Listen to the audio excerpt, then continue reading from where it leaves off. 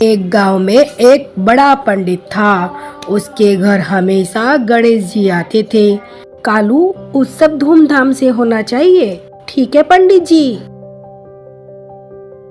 भैया, मुझे भी दर्शन करना है। पंडित जी, क्या हम भी दर्शन कर सकते हैं? कौन हो तुम? जाओ यहाँ से। दूर से देखेंगे पंडित जी, मेरे भाई को दर्शन करने हैं गणेश जी के। अरे कालू, यहाँ आओ। इन्हें धक्के मार के भगा दो। पंडित जी, इन्हें खाने पीने के लिए दे दूं? ऐसा करोगे तो रोजाना मांगने चले आएंगे ये बेशरम। भैया, हमें बप्पा के दर्शन क्यों नहीं करने दिए? उदास मत हो, मैं बनाऊंगा तुम्हारे लिए गणपति बप्पा की मूर्ति।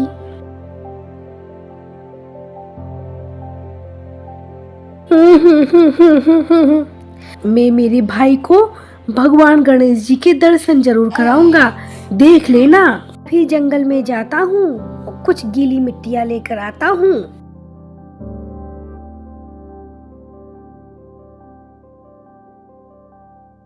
ये क्या है भैया? मिट्टी है, मेरी थोड़ी मदद करो। वाह भैया, हमारे घर भी गणेश जी आएंगे। जाओ, थोड़ा फल और पत्थर ले आओ।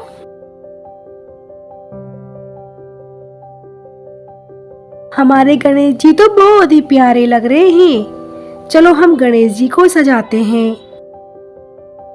भैया, क्या गणपति बप्पा हमारे साथ रह सकते हैं?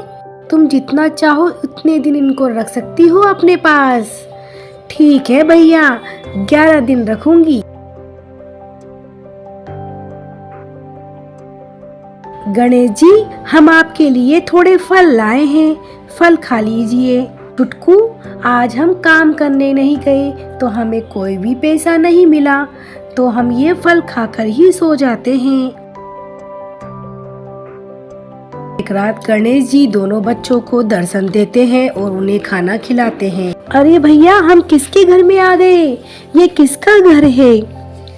बच्चों, मैं तुमसे बहुत प्रसन्न हूँ और ये तुम्हारा ही घर है। तुमने दिल से मुझे पुकारा है और मैं तुम्हारी भक्ति से प्रसन्न हुआ हूँ। अरे कालू, देखो ये किसका घर है?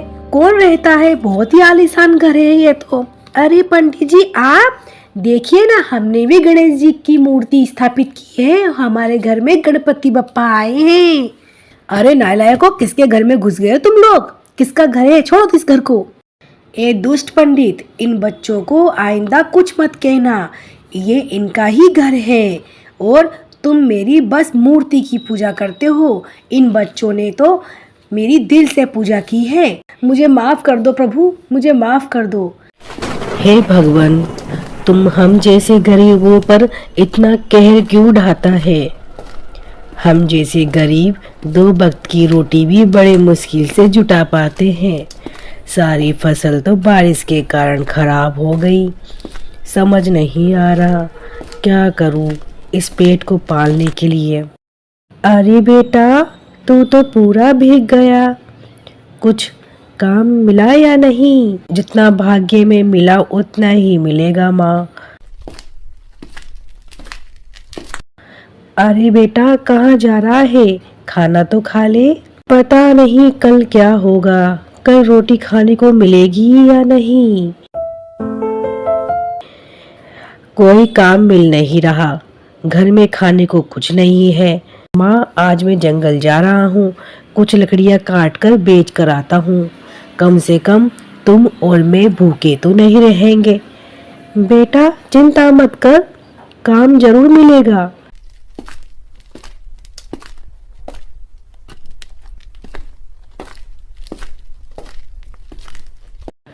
अरे ये जंगल में हनुमान जी की मूर्ति, यहाँ कौन आता होगा पूजा करने? इनकी सेवा आज से मैं करूँगा। और हनुमान जी, आप इस जंगल में बिल्कुल अकेले हैं। यहाँ तो कोई आता जाता भी नहीं है, ना ही कोई आपको भूख लगाता होगा। बहुत भूख भी लगती होगी।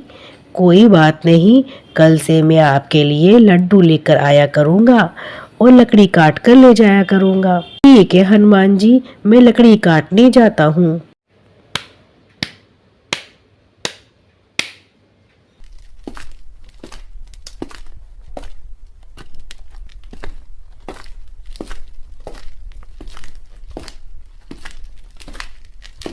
अरे माँ, हमारे इस जंगल में हनुमान जी की मूर्ति है। यहाँ पर कोई भी पूजा करने नहीं आता।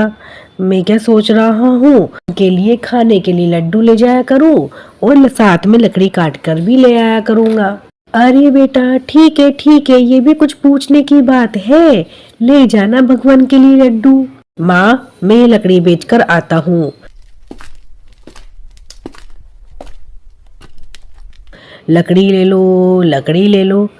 अरे भाई, ये लकड़ी कितने की है, जल्दी बताओ। 10 रुपए किलो बेच रहा हूँ। कितनी है तुम्हारे पास लकड़ियाँ? साहब 25 किलो है। आप कहे तो सारी कर दूँ? हाँ, सभी ले लूंगा, पर थोड़ा ठीक ठीक से दाम लगाओ। 1-2 रुपया कम कर दूंगा। ये लो तुम्हारे पैसे। आज तो बहुत अच्छी कमाई हुई है। हनुमान जी के लिए लड्डू बनाने के लिए 1 किलो बेसन ले लेता हूँ।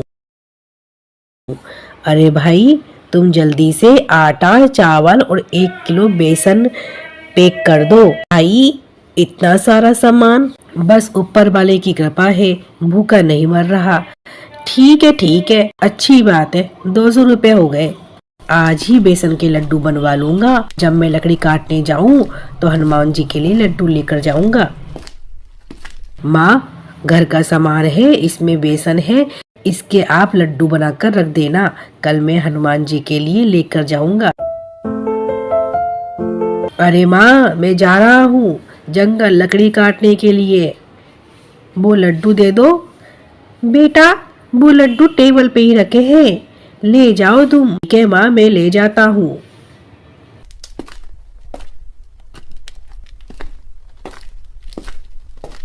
हनुमान जी, आपके लिए मैं लड्डू लेकर आया हूँ। आप लड्डू खा लीजिए, मैं जब तक लकड़ी काटने जाता हूँ। अरे हनुमान जी, आपने तो सारे लड्डू खा लिए। अरे हनुमान जी ने तो मेरी सुन ली। हाँ, मैंने तुम्हारे सारे लड्डू खा लिए। भगवान, क्या ये आप हैं? आपने मुझसे बात की? हाँ पुत्र, मैं ही हूँ। भगवान, मुझे आपके दर्शन करने हैं, मुझे दर्शन दीजिए। मैं तुमसे बहुत प्रसन्न हूँ पुत्र। मांगो, क्या चाहिए तुम्हें? भगवान से आभूषण मांग लेता हूँ। भगवान, मेरे पास गुजारा करने के लिए कुछ नहीं है, बस थोड़ा सा आभूषण मिल जाए। तथास्तु, ये लो तुम्हारे आभूषण। एक बात याद रखना, भाग्य से ज्यादा कुछ नहीं मिलता। जो वस्तु फ्री में मिलती है वो एक न एक दिन लुप्त हो जाती है। कल मेरे लिए लड्डू लाना मत भूलना। ठीक है भगवान, मुझे याद रहेगा। मजा आ गया, मुझे कभी भी काम करना नहीं पड़ेगा और कल से मैं लकड़ी काटने भी नहीं आऊंगा। माँ, देखो हनुमान जी ने मुझे आभूषण दिए हैं। अब हम लोगों को काम करने की जरूरत नहीं है। बेटा, पर कुछ नहीं माँ। अरे बेटा, जा जंगल से लकड़ी लेकर आ। अरे माँ, मैं लकड़ी काटने नहीं जाऊंगा, अब हम सब धनवान हो गए हैं। अरे नालायक, जिस भगवान ने तुम्हें धनवान बनाया, अब उनके लिए तू लड्डू लेकर नहीं जाएगा। हे भगवान, विनाश काले विपरीत बुद्धि। हे भगवान, सारे आभूषण चोरी हो गए, मैं तो फिर से कंगाल हो गया।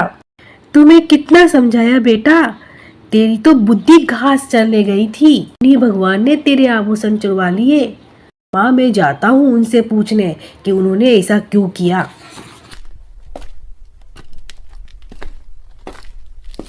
भगवान, मुझे दर्शन दीजिए। आपको मैंने लड्डू नहीं खिलाए तो आपने मेरा सारा धन ही चोरी करवा दिया। पुत्र, मैंने कहा था कि बिना काम किए जो धन मिलता है वो जल्द ही लुप्त हो जाता है। रही बात लड्डू की, मुझे लाखों लोग भोग लगाते हैं, मैं भूखा नहीं रहता। बस तुमने लोभ में आकर सारा काम बंद कर दिया। इसी कारण तुम्हारे सारे गहने चोरी हो गए और तुम कंगाल हो गए। तुम अपना काम लगातार किया करते तो तुम और भी धनवान बन सकते थे। प्रभु, मैं समझ गया, मुझे माफ कर दीजिए। मैं अब कर्म करूँगा, जितना भी होगा उतना में ही भरण पोषण करूँगा। अपनी बात पर अमल करना पुत्र।